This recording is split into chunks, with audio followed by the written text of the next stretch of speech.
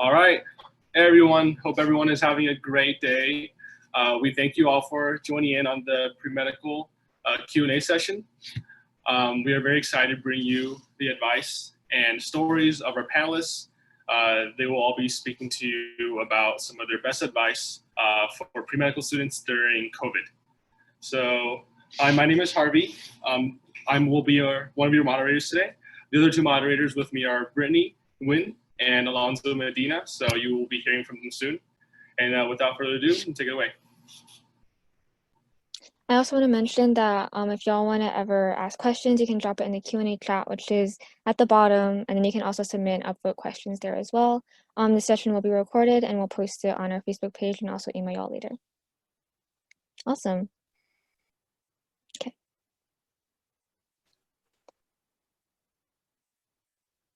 Hi, so I'm Alonzo, and I just want to get y'all started by going over the topics which our panelists will be covering today.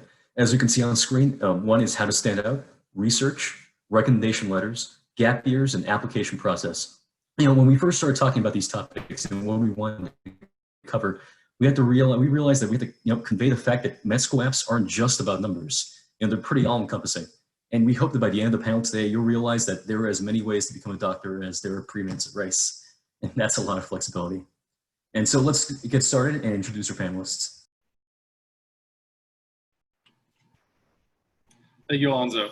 So yeah, so the panelists, if you guys can just go out and say your name and what school you're at and what year you are, or any interesting facts, key points you want to cover, just going down, starting with Troy.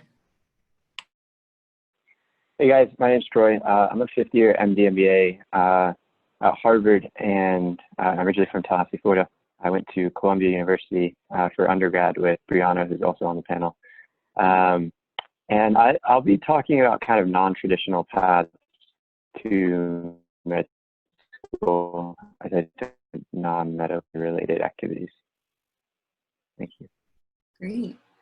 Hi, everyone. My name is Brianna Olamiju. I am a fifth year medical student. I took an additional year here at Yale to do research, and I can talk a little bit more about that later. I went to Columbia for undergrad. I studied race and ethnicity studies, so I was a humanities major, which is a slightly different route to take, but it's becoming more and more popular these days. I'm just really excited to see everyone, and I'm very excited to share my journey.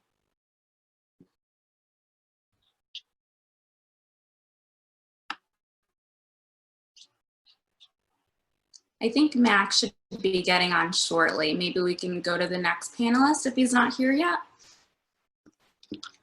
Yeah, that'd be me. Hi, everyone. My name is Megan. I just graduated from Rice this spring with a major in biochemistry and English. So I took the more traditional route. I didn't take any gap years, so I can speak to that if you have any questions. I'm from Houston as well, and I'm currently in M1 at UPenn.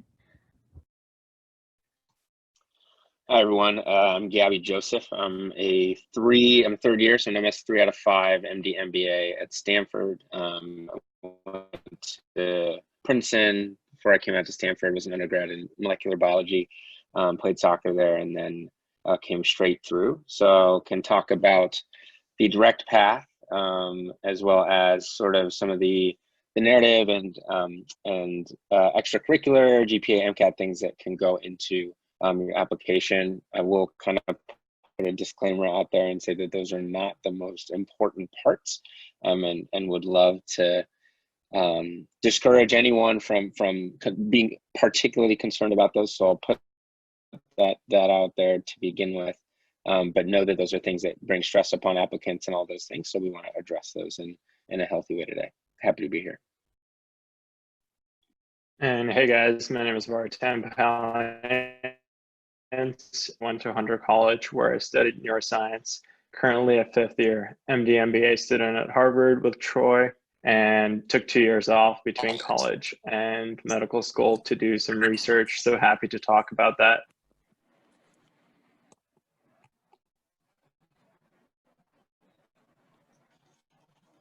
I think Max is back. All right, hi Max. Do you wanna introduce yourself? Max, Hi, my name is Max. Hello? Yes. Hey everyone, my name is Max. I'm a fifth year, I guess chronologically fifth year medical student here at Yale. I went to Howard for undergrad, where I studied civil and environmental engineering, and went to Georgia Tech. I did bioengineering there for grad school, and then eventually applied to medical school. Happy to answer questions related to untraditional path to medical school. Awesome, thanks for sharing. So I think our first topic that a lot of y'all were interested in talking about was how to stand out as an applicant. And so I'm going to bring it to our panelists to discuss this topic.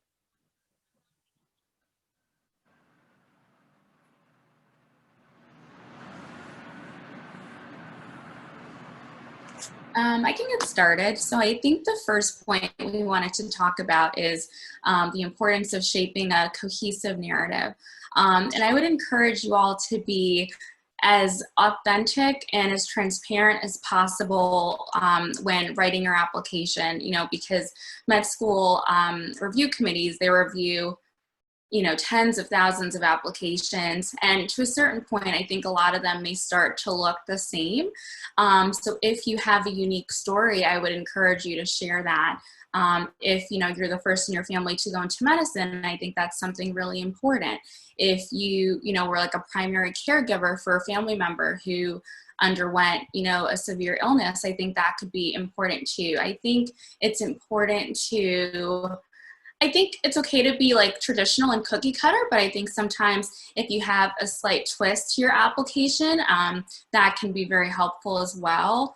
And I think something for me when I was applying, you don't have to know like what type of doctor you want to become. I think most people actually either don't know or they do have an idea and then they change kind of, midway through med school. But I think what could be more important is having like values that are important to you and kind of like central themes. So some people may be super research oriented and that's like their theme for their application. They might talk about that in their personal statement. Their letter writers may comment on different like research related things that they've done. Their activities will show that too. I think other common like themes could be like health disparity interests, global health work. So I think it's important to really show the reason why you want to go to medical school and then have a background that demonstrates the interest in what you've done to support that. That's awesome. I want to piggyback off of what Bree just said, because I think it's a really important point. A lot of students I mentor, I'll ask them, okay, hey guys, why do you want to go to med school? And they'll say, well, I really am just interested in, like, just any example, working in underserved populations. I say, awesome, that's great. Tell me more about that.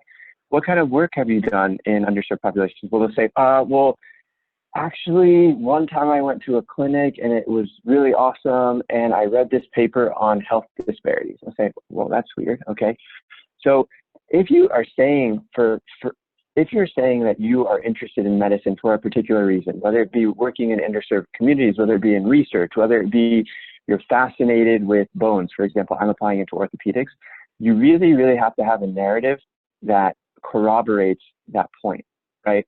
And so if, for example, you're very much interested in research, and one of the reasons you want to go to med school is because you're interested in like biological and physiological processes, right? You have to be able to write something in your personal statement that really demonstrates this, right? So, for example, if you're interested in research, right, and that's what you're mostly focused on, then a story in your personal statement, say, for example, about I don't know, working in clinics or stories that aren't necessarily related or corroborating that may not be as helpful as something that's very research focused, right?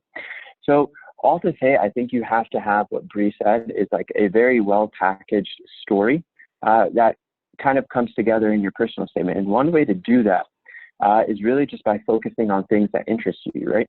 So when you focus on particular things that you find interest in and that you find value in, you'll very quickly find that your story comes together in a really beautiful way. And I think that's what we see in a lot of of the top applicants to some of these medical schools, right?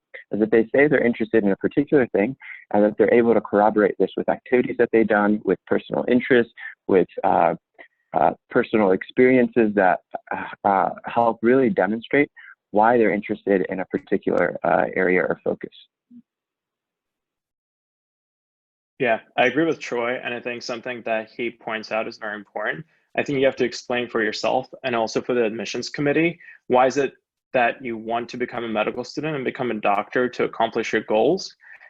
If your entire personal statement is all about how you want to do research in the future, you have to explain why can't you accomplish the same goals simply by getting a PhD and becoming a full-time researcher. If you want to, for example, advocate for the needs of the patients and work on policies that will improve their livelihoods, you have to explain why can't you just accomplish the same goal by working in Washington, D.C. and, for example, getting a master's in public policy. You have to explain that it is the training and the vision as a practicing clinician that you'll need to potentially guide your future work. And I think that's something very important to emphasize in your personal statement.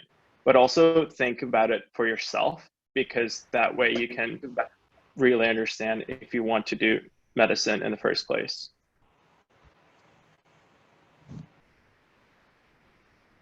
I'll add one more thing. I think there's also like a strong pressure to try to do like pre-medical activities to make yourself stand out, right? So we've talked about research, or like majoring in biochemistry or majoring in biology, things that are all very hardcore sciencey, or like being the president of your pre-med club, right?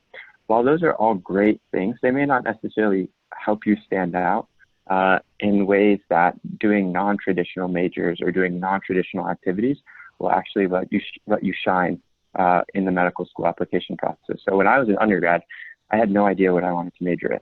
And so I looked at what are the top majors that get accepted into medical school. And the top major at the time was actually philosophy. It was like 50% of philosophy majors who apply to medical school actually get in. And so I was like, all right, that's it. It's a wrap. I'm going to do philosophy. And so I ended up studying philosophy, not just because of that, but because I also loved it. Max is smirking at me like, shut up. That's the silliest thing I've ever heard. But I also really did love philosophy. And so it actually worked out really well. All to say that a lot of the activities that I did in undergrad were not medically related, right? So I ran like a small laundry company out of my like fraternity house.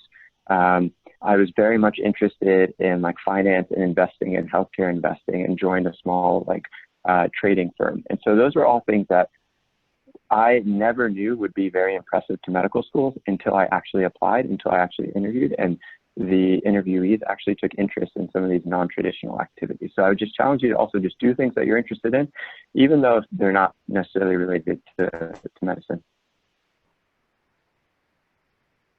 Yeah, I want to echo that. So I never thought I would go to med school.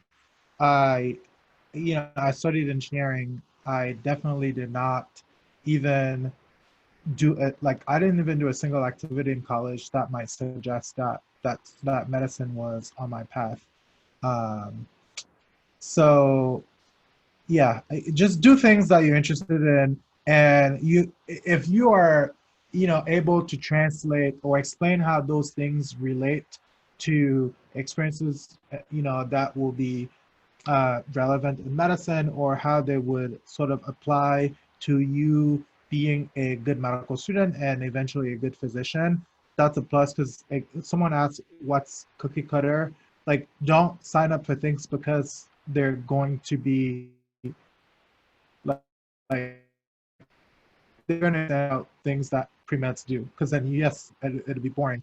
So I'll use a good example. One of the things I did a lot in college, so every year, because I studied civil engineering, so we design bridges and wastewater treatment systems. Those are the things that I did. And so I participated in this like yearly steel bridge design and building competition. We built a bridge that was like a ton, heavy.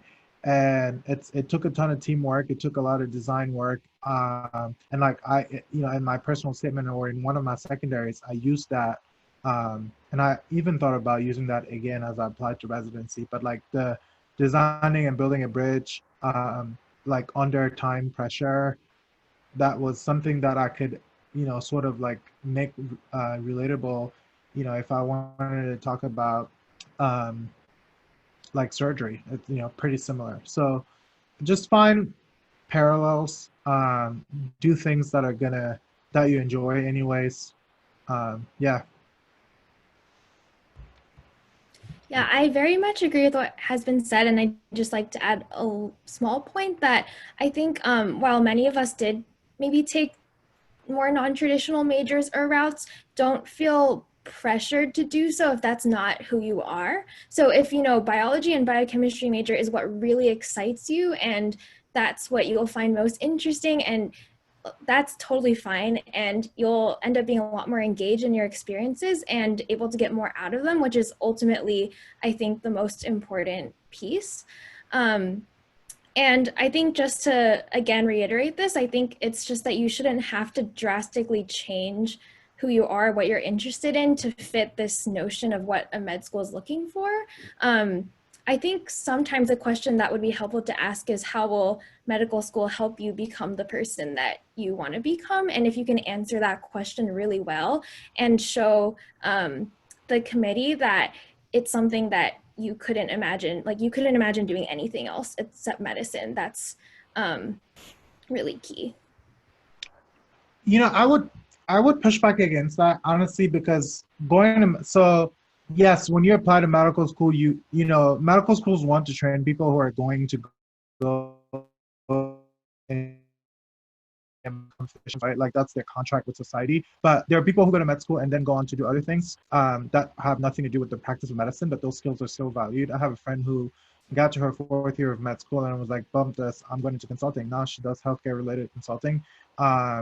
So don't go to med school because you can't see yourself doing anything else. Like there are other things you can do and that you can apply the skills that you are using in medical school, that you're getting or learning in medical school onto other settings. There are a bunch of senators in the U.S. Senate who are physicians. Lots of your public health leaders are physicians who do not practice medicine whatsoever. They probably went on to get do a fellowship that was relevant to either public health related research or healthcare leadership.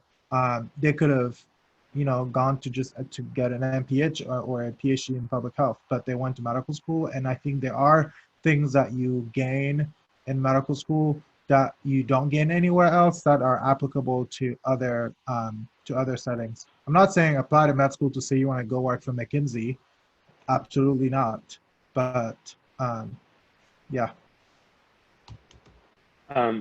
I want to clarify that a little bit more because I think Megan and Max make excellent points. I sat on the admissions committee this past year, and I think they're both correct. But in terms of getting into medical school, I think it's important to emphasize that you do want to practice medicine, even if that might not be potentially what you realize you want to do in the future. But I think for the purposes of medical school, it's very important that you convince the admissions committee that you do plan to see patients, at least for a portion of your career. Thank you guys so much for your responses. I'm gonna have to unfortunately move us on to the next session for the sake of time. But again, I want to remind our panelists that if you're not currently answering or talking, you can actually go into our Q&A and actually type out answers, responses to some of the specific questions our attendees are asking. But yeah, thank you so much for your response to that question. Next up is going to be research. So take it away.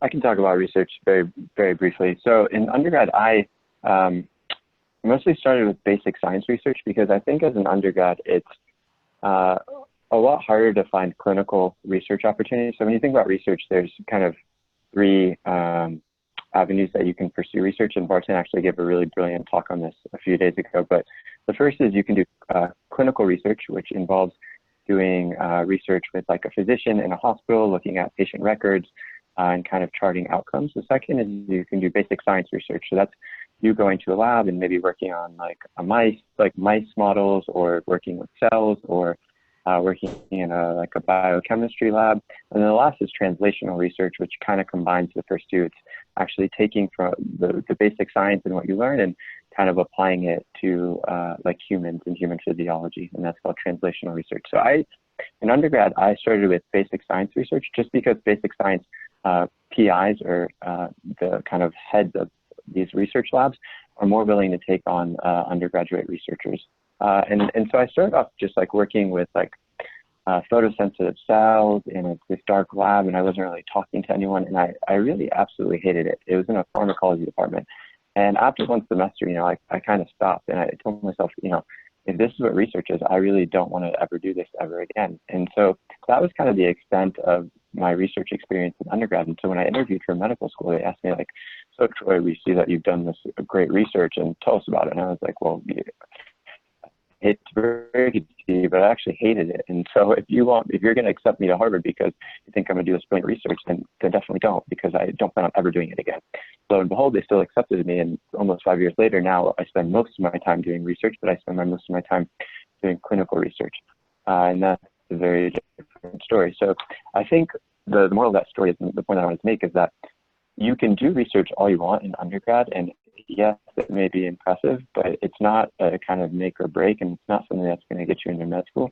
And it's definitely not something that you have to continue in med school. So I have very many classmates who have done very, very little research over the last 4 or 5 years, and it's just something they're not very interested in. Thank you for that, Troy. I also want to add that you can also do your scholarly work / research in the humanities. So fields like, or social sciences like sociology, psychology, history, anthropology. It's the act of trying to delve into a topic that you're passionate about that medical schools really care about. In terms of length of research experiences, they could be very varied. If you do commit to a project, I would personally recommend you stick with it for at least 6 months, just so you can really get a feel of whether or not you enjoy it. And then, although it's not necessary, I think it will make you a better clinician in the future if you can at least appreciate what goes into publishing good research. So you can understand a little bit more about the study design, patient selection, any sort of confounders that might change the results. Because as future physicians, or most of you will be future physicians, you will be interpreting research studies that are published on a regular basis. And since we're in COVID, a lot of you are familiar with the fact that a lot of papers got retracted recently, and a lot of research has been published because there was pressure to publish anything COVID related. And now physicians are stepping back and trying to analyze what's actually valid. There was a recent paper published in BMJ Oncology that actually called out the fact that a lot of the papers that came out about the severity and risks of cancer patients with the coronavirus disease haven't actually been validated. And there have been a lot of biases in terms of which cases get reported. And that's something that physicians still fall victim to. But as someone who's done research, you'll be better able to appreciate these nuances that make good quality research.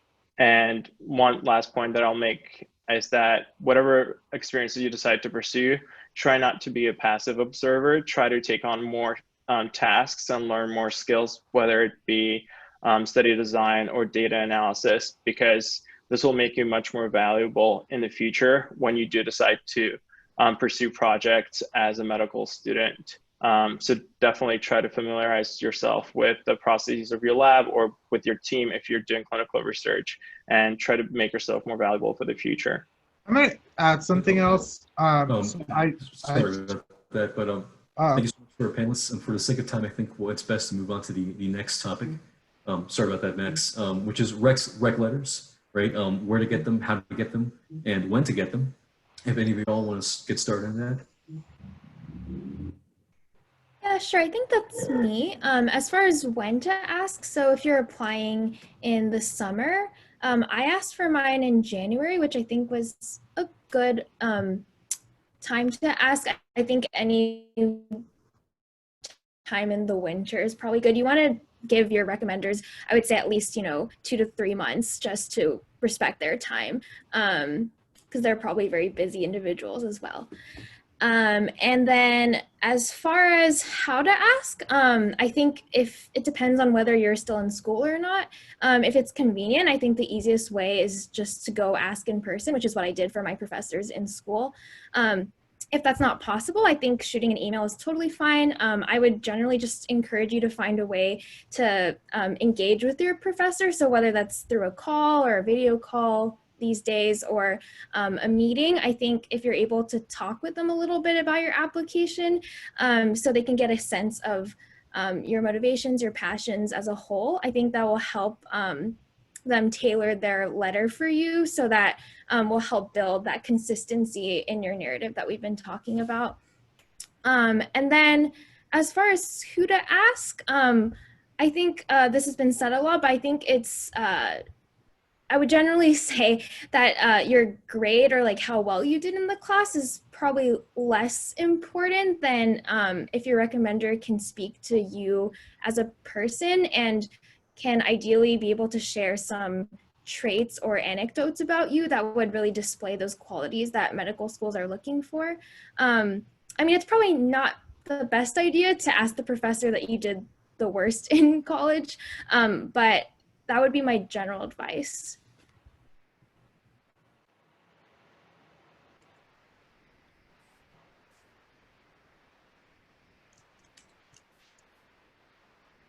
Yeah, Megan, I think that's great. I think I will say I think the best letters across the board, anything you're applying to, people that know you well, and those that can really speak to your character and add to your story. I think the people I felt most comfortable, I'll just relay this, like I think the people that I felt the most comfortable asking for letters were the people that I thought understood why I was going into medicine and understood why I had done the things I had done in college up until that point. You feel like you'll feel that, you know who those people are, and really, again, like just try and not be tethered to what their name is or what their title is. Allow those that have seen you work in a capacity that is intentional, that's purposeful, that's meaningful to you, meaningful to others. Allow those that have seen you get to do that. Allow them to tell that part of your story. It will mean so much more to med school admissions officers, and I've been on the other side. They can tell when someone's written a letter that didn't really know you, but just like kind of was like, yeah, I'm gonna write this to check it off. And they want to know who you are beyond a set of grades and MCAT scores and the lot. So use those rec letters and those opportunities to add to your personal narrative. Those that know you best are inevitably going to do that well.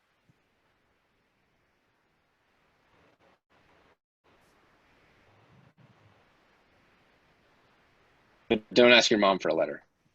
Don't do that. I'll add one more thing. When you ask for a letter, and Vartan just messaged the group for someone to make this point, ask the person if they can write you a strong letter, right? Like, hey, Mr. or Dr. or Mrs. XYZ, do you think you could write me a really strong letter for medical school? And a lot of times they'll be really honest with you. They'll say, yeah, I think I could write you a really great letter. You're an awesome student. Or they'll say, hey, no, not really. I don't feel like I know you well enough to write you a strong letter. And if they are willing to write you a strong letter, and they say yes, you can send them a follow-up email. So I'm applying to residency right now, and this is something I've done.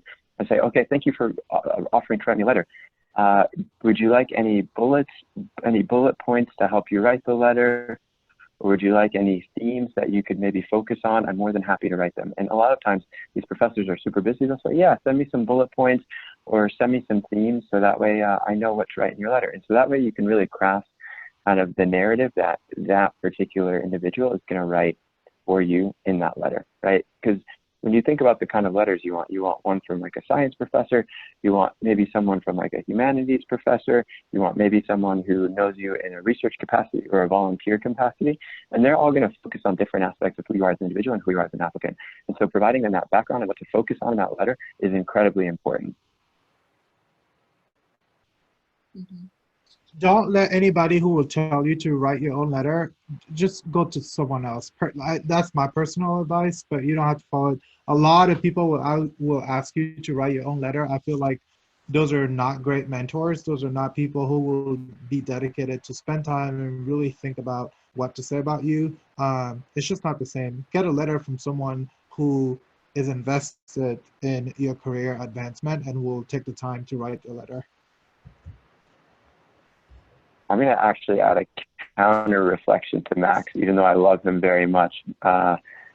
I think people who ask you to write your letter, first of all, they're not asking you to write the letter, they're asking you to write a draft, because if they are submitting the letter that you send them, that is probably not the most moral thing, right? Because you're technically not supposed to see the final draft that they've written. It's more of like something that they can reflect on and kind of replicate in their own words. And I think that's extremely helpful because, again, it really helps you tell your own story better than someone else, because you know yourself better than any other recommender will ever get to know you. So I actually find those opportunities very valuable. To help with that, what I've found useful, so letter writers have asked me, for instance, what do you want me to highlight? Give me your personal statement and give me your CV. What about the work that we've done together are you the proudest about, right? Like key points that will, and because you don't want the letter ultimately to reflect, to end up being this basically the same thing as like your personal statement, just retelling the same things about you. You want the letter to really reflect how this person who's writing it like feels about you, right? And like perceives you, and you can't read their mind. So in you writing the draft, that, I mean, it has its limitations. That's all I gotta say. But yeah, I think it's lazy that mentors ask people to write, you know, their draft.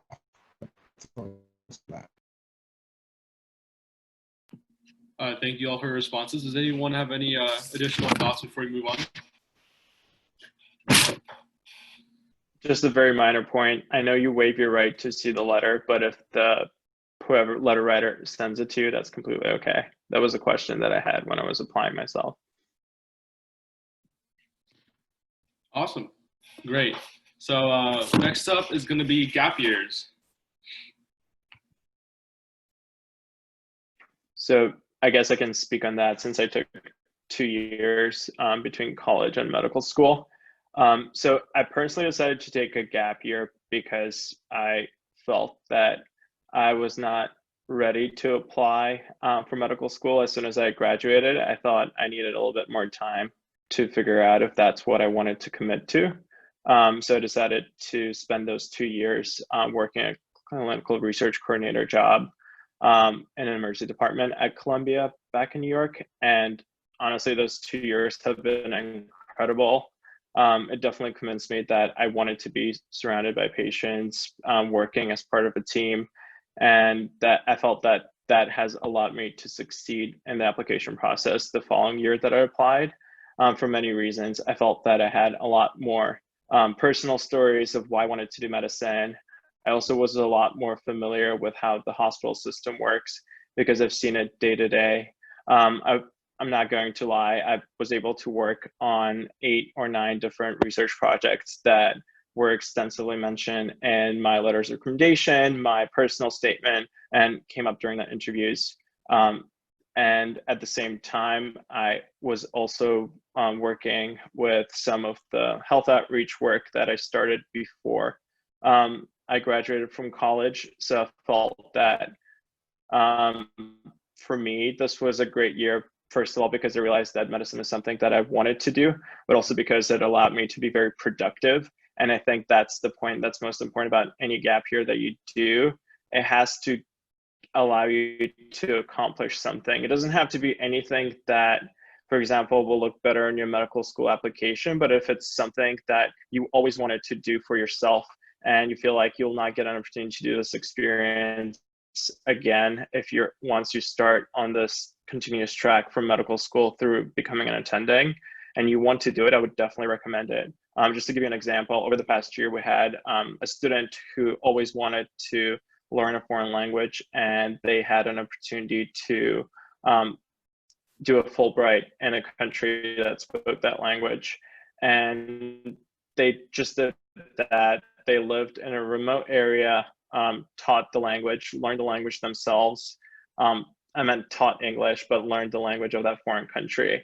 And that was the only thing they did that year. And they were completely fine in the application process, at least at HMS. So once again, whatever you do, just make sure that you are productive that year, but the definition of productivity can be very different for many different people.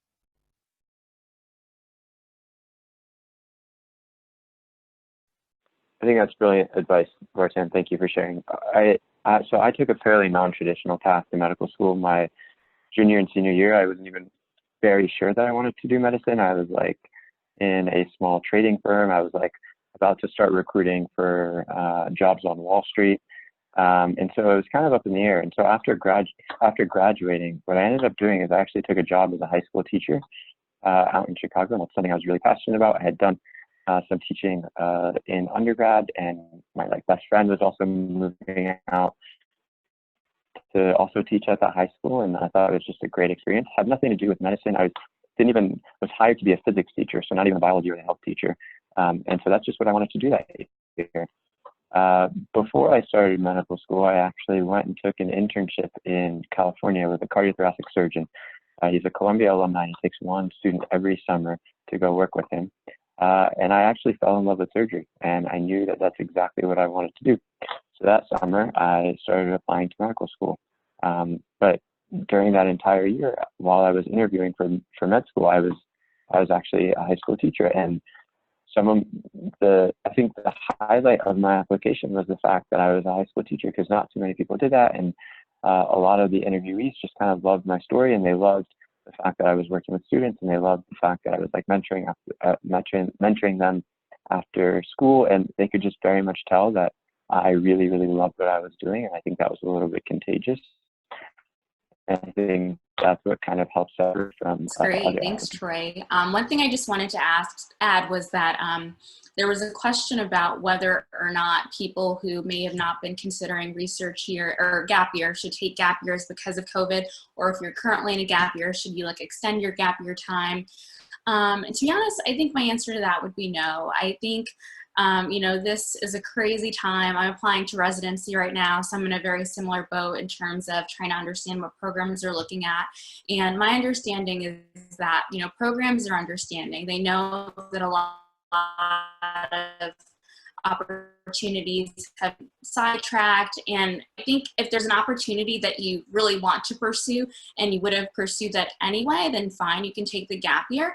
But I don't think there's a need to take the gap year just because you think you need to be above a certain threshold of clinical time or research time, et cetera, because we're not living in a normal situation right now. I think they really understand that.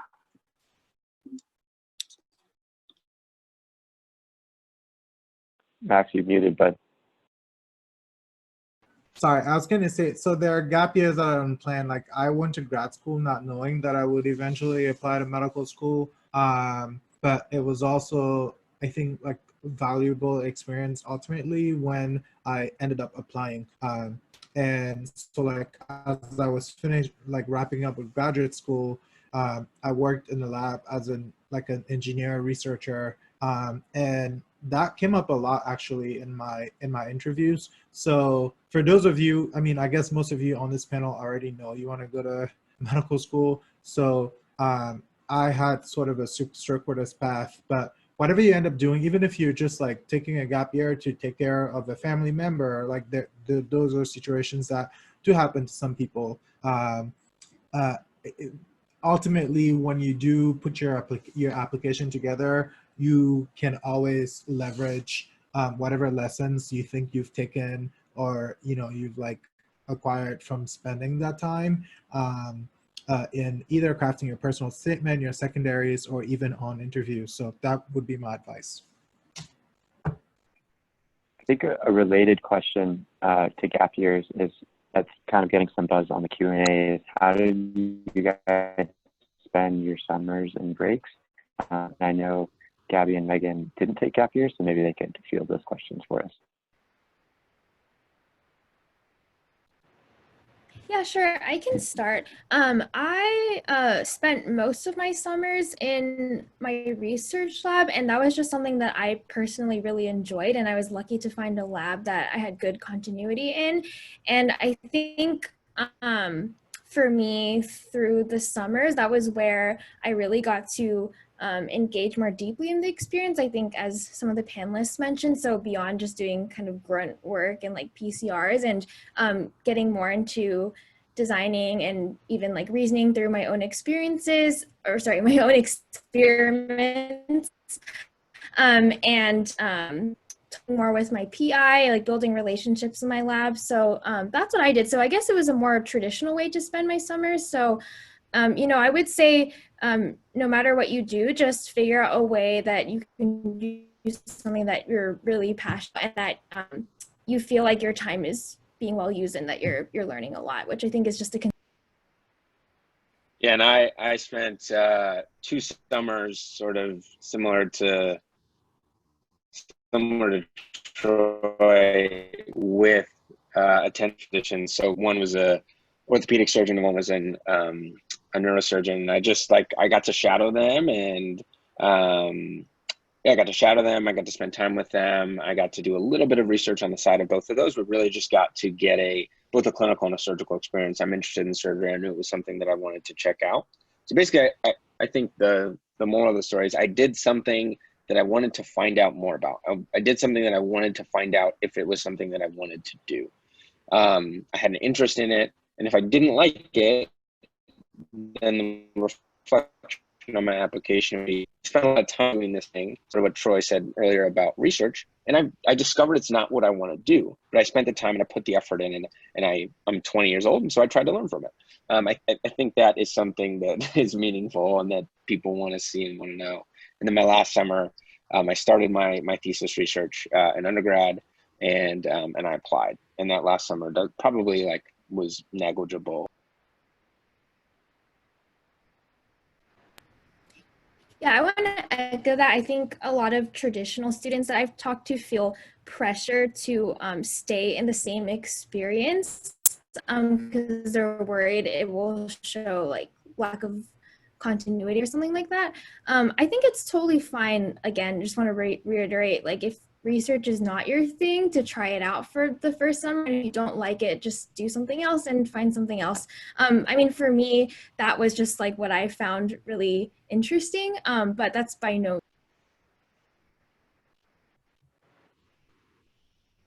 I'd say one of my biggest regrets is not using my summer to really explore other career options. Like I wish I would have done a consulting internship. I wish I would have done like a venture capital internship or a private equity internship. I wish I would have went and worked at a startup for a summer to just kind of see what that's like. And I think you learn so many skills doing that are applicable and transferable to medicine that you will never, ever regret doing that. And when med schools ask you when you're applying, why did you do that? You say, I was just interested. I was trying it out. And they absolutely love that. I think they find that extremely refreshing, and that you've thought about different career options and that you're not just picking medicine because you're picking medicine.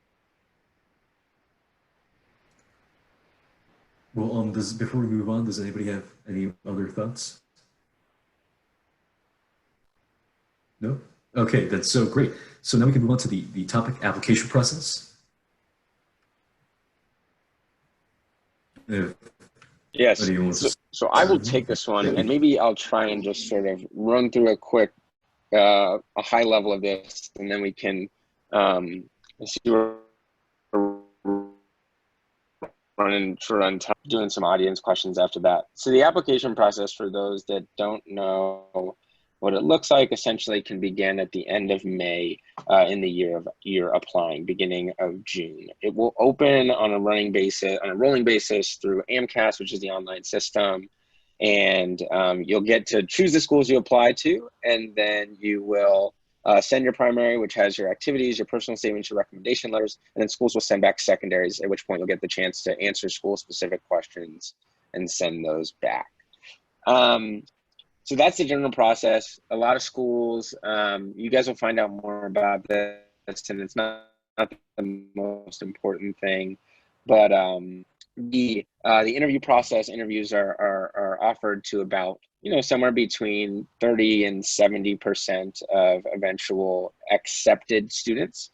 And so you'll interview, you get a chance to tell more of your story, and then and that will be the last part of the application process. So the things to think about, apply to schools you think you could go to and you're interested in, and are in places in the country that you want to be. Apply to enough schools that you feel comfortable. I know a lot of people ask, like, what's the number? What's the magic number? If any of the panelists have a number in mind that they sort of want to throw out there, feel free to. I don't know if there's a magic number. I think if you have access to resources, sort of as far as a pre-med advising office is concerned at your school, or you have the ability to access that otherwise, I would do that and sort of ask and have someone take a look at your application and say, like, I think maybe you might need to apply to more schools. And if that's the case, that's okay.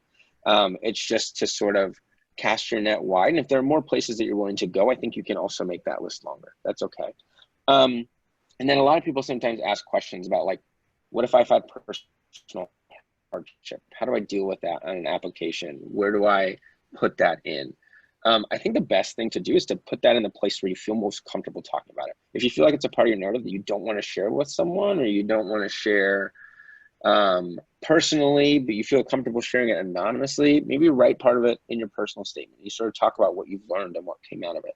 If it's something you don't feel comfortable writing about anonymously and sending in, but you do feel comfortable sort of having a reflection about that with someone, that can come up in your interview. Oftentimes there's a question of, like, what else do you wish we knew? Or there's an opportunity in an interview to tell a story. If there's a story that's really important to you that hasn't gotten out yet, you can certainly do that in your interview. So that's what the application process looks like. I'm sure there will be more questions to flood into the Q&A. And if other panelists have stuff to add, I think Megan was going to actually talk a little bit about how it's different in Texas. But yeah, I mean, just a super brief overview. You can ask more questions if you have specifics, but I was a Texas resident and also applied in Texas. And I know many of you are from Rice, so you may have similar situations. It is a separate application. So there's AMCAS, which is for pretty much all other schools. And then most of the Texas schools are under TMD SAS. And so what I'll say about that is it's very nice because there's a flat fee instead of additional fees for additional schools. But it does start a little earlier. So I think this is true for both applications, but it does help to get your applications in early. Definitely don't rush it and compromise the quality. But I think for Texas application in particular, it does really help to get that submission in early because they give out interviews on a rolling basis. And so if you apply later, there'll be less spots for interviews. So yeah, just like a general overview, but if you have specific questions, you can totally ask in the chat.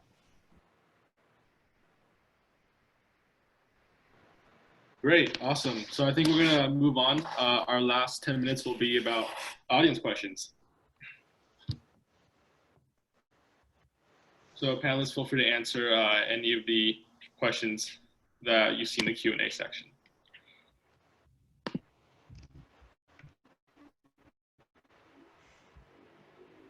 I think one question that might be helpful for us to focus on for at least a few minutes, because it was kind of the primary focus of this panel, was what can you guys be doing in the era of COVID, and how does this affect you as a medical school applicant, and how can you use this either to your advantage to kind of get ahead? And so one thing that I want you guys to think about is that right now during the COVID era, you have a lot more free time than you've ever had before in undergrad, right? Because you're social distancing, hopefully you guys all are doing that, right? And you're not going out and partying or whatever. Maybe you don't do that anyways, or you're not traveling back and forth from home. Presumably you just have more time. And so I would challenge you all to really maximize how you use that time instead of like wasting it, watching Netflix or whatever, maybe you're playing video games. I would really challenge you to think of constructive ways in which you can utilize that time to make yourself stand out as an applicant. And one way to really do that is to fill that time with something like research, or fill that time with something like community engagement, if that's what you're interested in. And we can talk more about how to do that. But my biggest urge for you is to really make use of this extra time. Some people that I mentor have been using this extra time to get ahead and study for the MCAT, right? With all this extra time, why not do that? So I think it'd be kind of helpful if other panelists also have some advice and can chime in on what they would be doing if COVID were happening and they were in undergrad.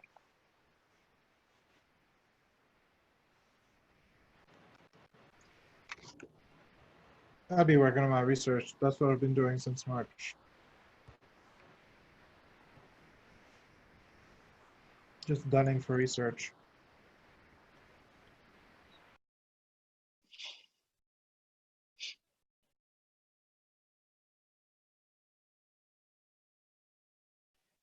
All right, so I saw a question on the Q&A, said I would answer it live, so let me, maybe I should do that.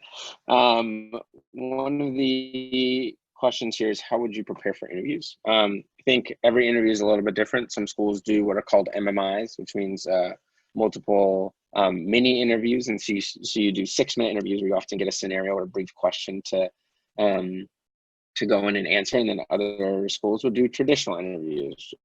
Some one-on-one, some two-on-one, and otherwise. I think the best way to prepare for interviews is to kind of, on your own, sort of like go back through stories that you have or things that are important to you, or things you want to talk about.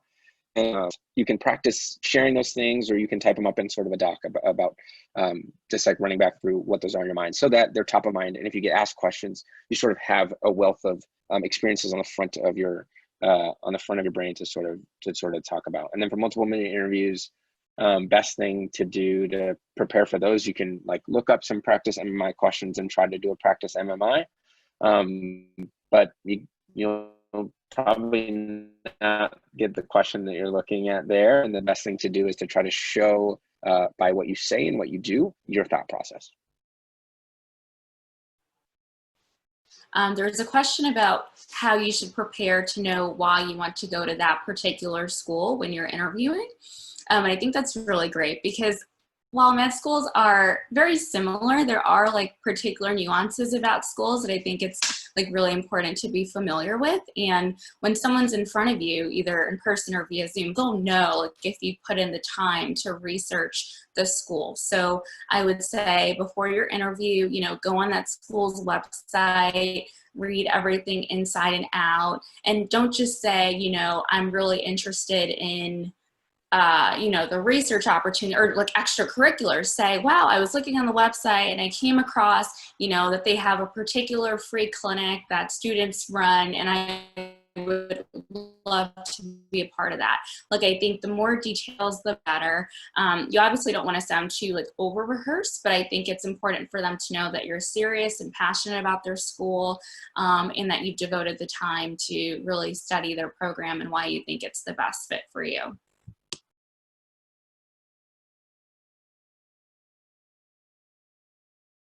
There's another question that was, is it bad to ask 2 years before how will schools look at virtual shadowings? There's 2 questions there. I'll answer the first one. I think it's brilliant to ask ahead for a letter of recommendation and have it stored, right? You don't want to build a really strong connection with someone first and have that 3 years later on together. They remember you as well. 2, they might be reform that connection with them. So I would definitely encourage you all, whenever you form a strong connection with a professor or a mentor, just go ahead and ask for the letter at the end of the semester if you're not going to be continuing to work with that individual. And then when you apply, you can decide whether you want to include or not include that letter in your application.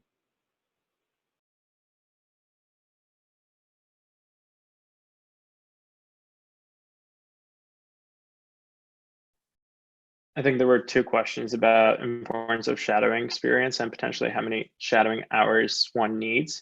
I would say, in my personal opinion, that no more than 50 hours of shadowing, because there's definitely a limitation to how much you can get out as a pre-med student out of watching somebody else do the work. If you do have the opportunity, shadow a few different specialties so you can get insight into what medicine is outside of just, for example, shadowing an orthopedic surgeon and having that represent the entirety of your understanding of the clinical process.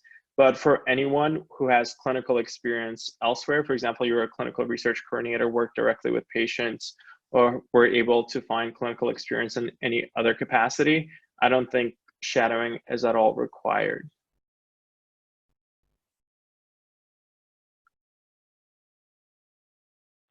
I think it's really important to differentiate between shadowing and volunteering in a clinical setting, right? And so shadowing, like Vartan said, you probably don't need more than like 50 is a lot. 50 hours is a ton. I maybe had like 20 or 30 hours of shadowing.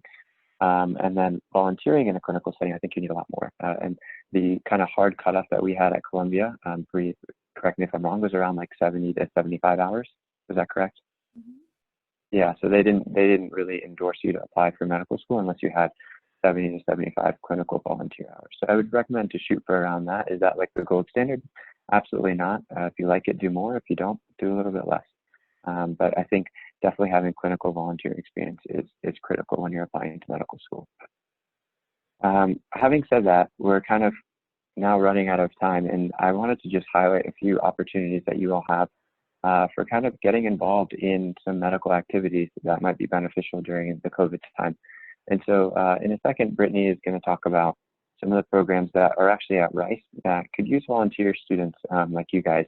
The first is COVID sitters and COVID tutors to actually help some of the fellow physicians or medical staff and, help them with any babysitting care that they may need or any tutoring that any of their children may need.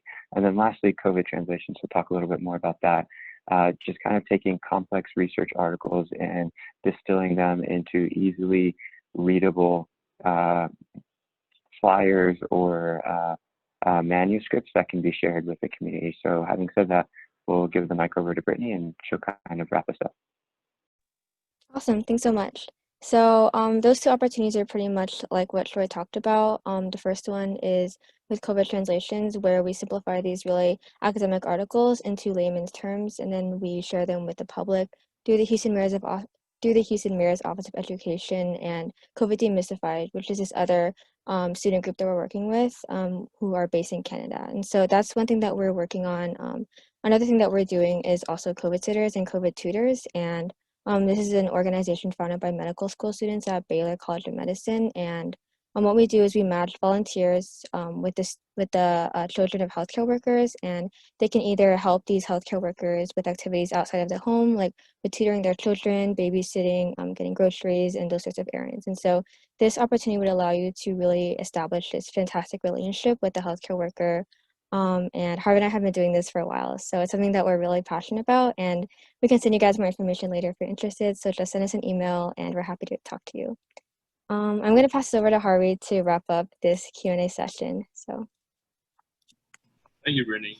And just regarding those two organizations, sorry we're kind of running short on time here, but these sorts of projects are really geared towards what students can do during COVID, just because they are kind of all online, remote, and you can really just separate yourself from other students that are finding more difficulties doing stuff during COVID. So since we're out of time here, I would like to ask y'all to give our panelists a silent round of applause from your home, even though we can't hear them. I can't hear you guys at all, sorry. And they really do deserve a loud round of applause from everyone. But we were very lucky to have an hour of their time we were able to steal away from their busy days. And we hope that their thoughts and advice to you were very helpful and useful. And it's important to remember that at one point there were also pre-medical students, ambitious pre-medical students, undergraduates that were really scrambling for advice on medical apps, and now they're here. So we hope you guys all learned something important today. And thank you so much for tuning in. So have a great, wonderful rest of your day. Thank you so much. thanks, guys. Thank you, guys. Take care.